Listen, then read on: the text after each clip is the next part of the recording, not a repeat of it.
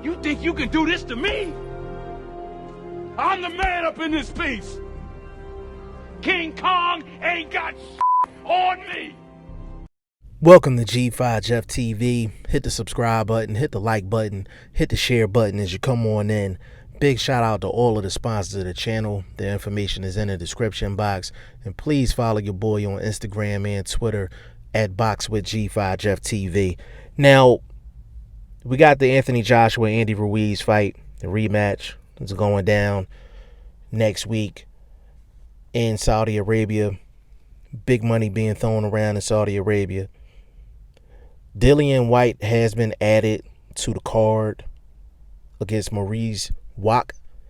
And y'all probably remember Wach from the Gerald Big Baby Miller fight that was on HBO. That was a little while ago, but that was the most recent fight of Wach that I could remember.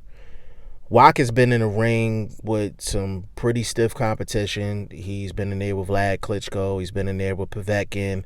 Been in there with Big Baby Miller. Like, he's definitely got some, some credible opponents on the resume.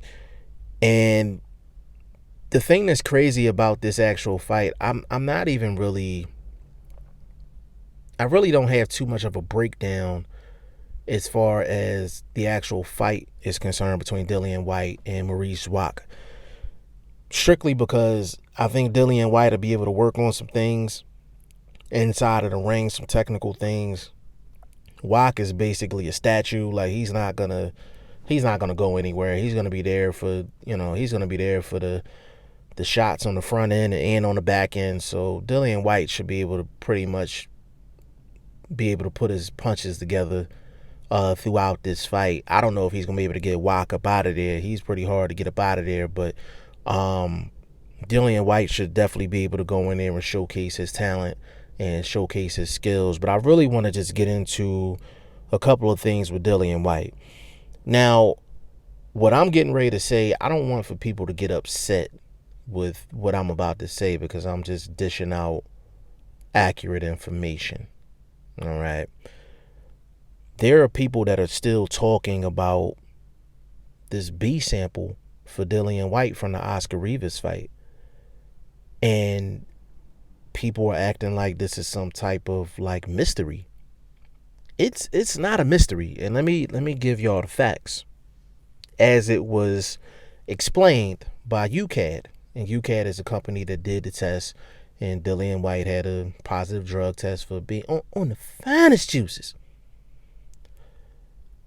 The thing is this: UCAD contacted Dillian Whyte, contacted Eddie Hearn, told them about the test.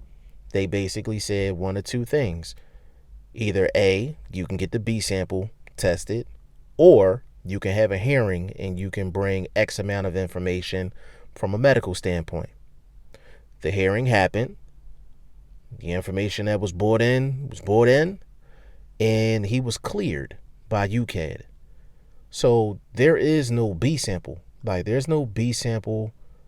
I'm not saying that a B sample doesn't exist, but a B sample is not going to be tested. There's no further issues with Dillian Whyte and UCAD. Period. There's no issues with Dillian Whyte, period. Because that's the angle that UCAD decided to go in, and that's the story that UCAD gave out. So when you heard Eddie Hearn talking about this and Dillian Whyte talking about this, they were just reiterating what UCAD did. So if you have a problem with that, it's UCAD that you should have the problem with. Now, do I buy that story? No, I don't. I don't buy that story.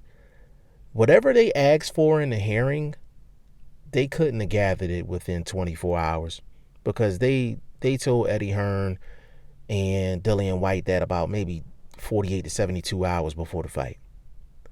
And the reason I don't buy the story, even though they said that's what happened, I don't buy the story strictly because they didn't tell Dillian Whyte's opponent about the hearing or the positive test. They didn't tell Dillian Whyte's trainer. His trainer didn't even know about the hearing. So Even though I just gave y'all the facts as it was told, do I buy those quote unquote facts? No, I don't. No, I don't. But it goes back to what I've always said. Until there's a governing body over the entire sport of boxing, you're going to have your occasional nonsense like this.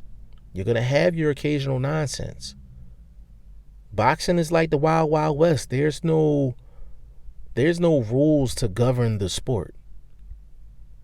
There's rules to govern a specific sanctioning body or a specific state, but it's no different than the Chavez Jr. situation.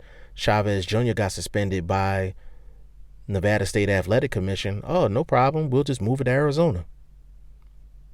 This is what happens when you don't have a governing body over the entire sport of boxing. And as far as Dillian Whyte is concerned, he passed all of the VADA tests, and he had traces of something in his system from the UCAD test. So he's passed other tests, and I don't give anybody that has a positive drug test a green light. I just don't. And it's disappointing because Dillian Whyte's one of my favorite heavyweights to watch.